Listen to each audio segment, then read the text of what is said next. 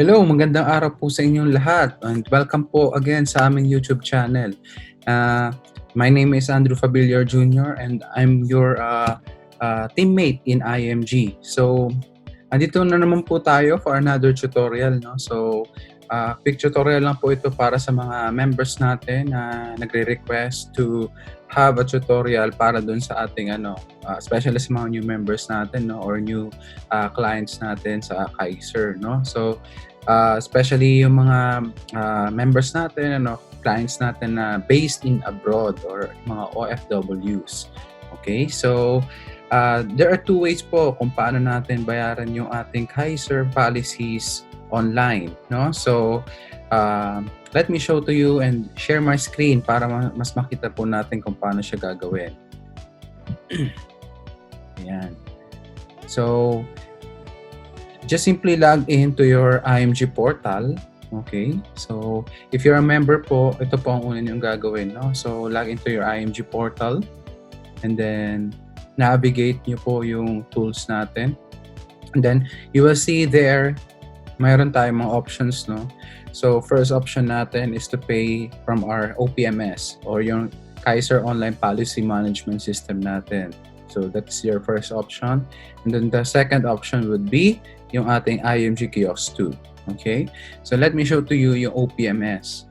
So, sa OPMS, ito po yung makikita nyo, no? So, like for example, I want to pay my bill now. So, just click that button po. Okay? So, I believe alam nyo naman yung username and password para sa inyong OPMS. Okay? So, a lot of payment options, but for now, yung money remittance po ang ating ipapakita. Okay? So, ayun yung ating money remittance. And then, kung mapapansin nyo, no, so, it's always the same, no? Kung ano yung pipiliin yung payment option, the next page would be the same, no? Ito rin po yung makikita nyo. Okay? And then, yan. So, hindi nyo po may edit yung email, no? So, kung ano po yung email na nakaregister dun sa inyong OPMS, yun po yung, yun na po yung value ng email dyan. And then, just simply click bank or bank deposit or remittance. And then, pag kumpleto na po yan lahat, click next step. Yan. And then, choose, no? So, don't forget to. Dito, madalas nagkakamali yung karamihan, no? So, ang pinipili po kasi Philippine banks tapos Banco de Oro na, no? So, hindi nila napapansin or hindi napapansin ng karamihan na meron po sa dulo, no, yung remittance. Okay? So, sa remittance po, we highly suggest na only use the savings account under IMG, yung Banco de Oro po natin, no? So, yan po yung pinaka-mabilis na pagbe-verify ng ating IMG accounting department, no? So, just choose Banco de Oro account, okay? And then, pag choose nyo naman po yan, makikita nyo naman dun sa payment instructions, no? Yung account number ni IMG, and then, yan na po yung papakita nyo sa remittance centers. No? So, nandiyan na po yung lahat ng details. And take note, meron pong bank charge, no, na kailangan idagdag dun sa on top of your payment sa Kaiser nyo. So, meron pong 100 pesos na bank charge na pinapataw si BDO sa kada transaction po. Okay, so kung dito po 26,470, so magdadagdag po kayo ng 100 dyan. So, it becomes 26,570 na po. Okay? So, ayun po yung ating pinaka-madaling po natin gawin is just to click yung number 1, no? Yung number 1 step natin. Click here to send us the proof of payment if meron ka na po ng remittance slip, no, na binigay or pre-provide ni remittance center. Kailangan nyo po picturean nyo ng malinaw. Sobrang linaw para po readable and madaling i-verify ni IMG accounting. Okay? So, marami din po tayong cases, no, especially in Saudi na hindi nag-accept ng remittance pag corporate account po. Okay? I believe not only in Saudi, in different part of in other countries as well, no? So, kung ganyan po ang case, minsan nanghingi sila ng additional proof na this transaction is legit or legal. So, ito po yung papakita natin. No? Ito yung invoice or online invoice natin na meron tayo. So, pag nanghingi po sa ng invoice, pwede niyo po kung meron kayo, may access kayo sa isang printer, pwede niyo po i-print to para hindi iwas hassle. No? Or, kung wala man, pwede niyo pakiusap na pakita niyo yung screenshot ng itong part na to. Okay? So, papakita niyo po itong screenshot na to. So, another question, meron din po nagtatanong kung okay lang ba na gawin ko itong munang transaction na to kahit di pa ako nakabayad? Yes, actually that's the right process. No? So, kailangan nyo muna gawin to para ma-generate kayo, makapag-generate yung system ng online invoice para sa inyo. Okay? And, ayan. So, once you have that printed copy or the screenshot, you can proceed now to the remittance center. Okay? Para smooth po yung transaction na pagpunta nyo doon. Okay? Kasi nandiyan, naka-state naman po yung lahat ng details about your policy. Okay? So, and then once again, once you have that remittance slip or the remittance receipt, so kailangan nyo po i-upload yan sa system for verification. Okay? So, yan. Okay, so makikita niyo po dyan yung date, no? So kung ano yung date na makikita niyo dun sa inyong remittance slip, yun po yung kailangan nyo lagay dyan. Okay? And for example, today is October 1, so kailangan ko ilagay dito ay choose is October 1. Okay? Kung anong oras, so makikita niyo po dun sa remittance slip nyo kung anong oras yung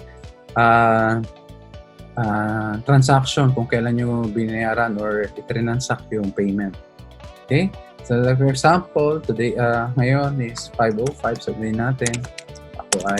Kasi 24-hour format po ito. So, kung 5, idagdagan nyo lang po ng 12, no? Always plus 12. Pag, after 12 po, no?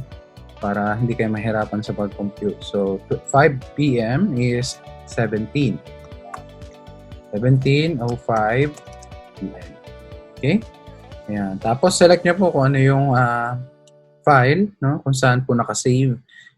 Kung mobile po ang gamit nyo, you can select file from your camera roll or dun po sa gallery, no? Sa image gallery po. Okay? And then, once selected po yung file, just click submit and then the confirmation page will be shown to you na processing na po yung payment nyo. So, for remittance po, wala po tayong exact processing time, no? So, processing days. So, it will always depend doon po sa money remittance or kung saan po tayo nagpadala, no? So, doon po magdedepende yan kung gaano katagal yung verification ni IMG. And then, once na-approve po or decline, makaka-receive naman po kayo ng email, no? Stating there kung ano po yung reason, kung na-decline yung payment nyo, ano yung reason. Sometimes, nanghingi lang naman ng additional proof of transaction si IMG. Hindi naman po, it doesn't necessarily mean kung na-decline po, nasasayang na yung payment nyo. Hindi po ganun. So, kailangan lang po kailangan nyo lang po mag-comply dun sa nire-require or additional requirement ni IMG para ma-verify nyo yung payment nyo dun sa policy nyo.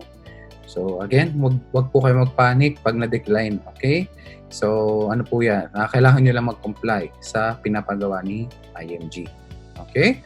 And then, tapos na po tayo doon sa first option natin sa OPMS, no?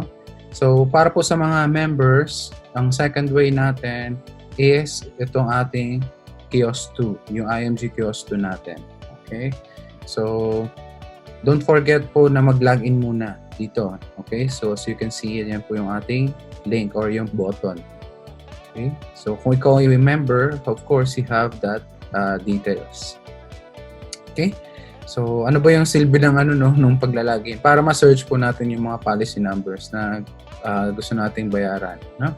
Yan. So, ayan, regular sub pay. So, dito po, i-ano lang natin, isa-search lang po natin kung ano yung pangalan ng pangalan nyo, no, as a policy holder. Exact name po kung ano yung nilagay nyo doon sa inyong application. Okay? So, ayan.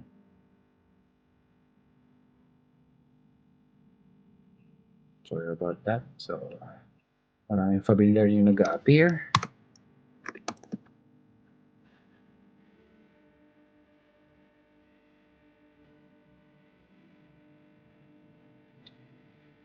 Okay po, just make sure na alam nyo yung policy number nyo, at the same time yung inyong application ID. Okay, para di po kayo magkamali ng information. Okay, since this is fully paid already, so makikita nyo lang installment number 8. So, ano lang po yan, kasi system, no? So, fully paid na po itong Kaiser ko. So, sabihin lang natin, no? Just for the sake of giving you an example po para dito sa ating tutorial na ito. Okay? So, ayan po.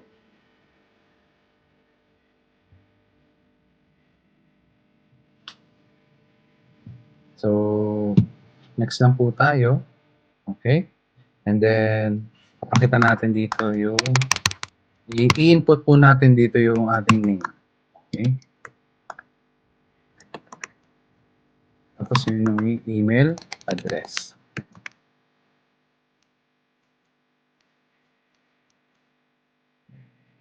So, ayan po, papakita dyan kung yung mga payment options. But again, let's proceed doon po sa remittance.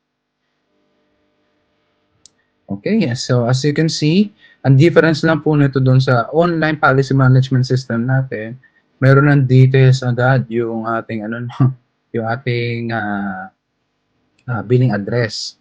So dito po manually yung ilalagay po yung inyong billing address. So for example, ako ay for example nasa UAE. Okay? Kailangan ko lang hanapin yung United Arab Emirates. Okay? And then, nasa akong city, nasa Dubai. Okay? So, Deira. Okay? Tapos, saan pong lugar? Sa Eid. Okay? So, meron po kayong 2 addresses, so you can put it both, no? So, dito po, usually ito lang naman ang kailangan, no? Address 1. Okay? Zip code po, hindi naman to applicable sa other countries, no? So, I believe dito lang to applicable sa Philippines, no? So, lagay nyo lang po 00 kasi di tatanggapin ang system na wala po yung value. Okay? So, lagay nyo po yung mobile number nyo dyan sa kung ano yung gamit nyo ngayon, no? And then, choose that one. Huwag nyo pong kakalimutan i-click yan. Then, click next step. Ayan. Okay, again, huwag po kayo magkakamali na Philippine Bank, Banco de Oro. Okay? So, dito po tayo sa remittance. Okay? And again, yan na po ating yung ating new transaction na ginamit natin yung Kiosk 2. So, makaka-receive po kayo ng several or maraming payment reminder. So, I believe makaka-receive na ako ng 2 payment reminder dun sa aking email kasi ginawa ko tong transaction na to, no? Pero if you believe na na-upload mo na yung payment tapos nakaka-receive ka pa rin po ng email reminders or payment reminders, just ignore po yung nare-receive yung email. No? So, ignore nyo na lang po kasi na po yun, under verification na sa ating IMG Accounting Department. Okay? And I hope may natutunan po kayo for this tutorial. No? So, thank you so much po for watching and following our YouTube channel. And again, my name is Andrew Fabilio Jr., proud to be part of IMG. Thank you and God bless everyone.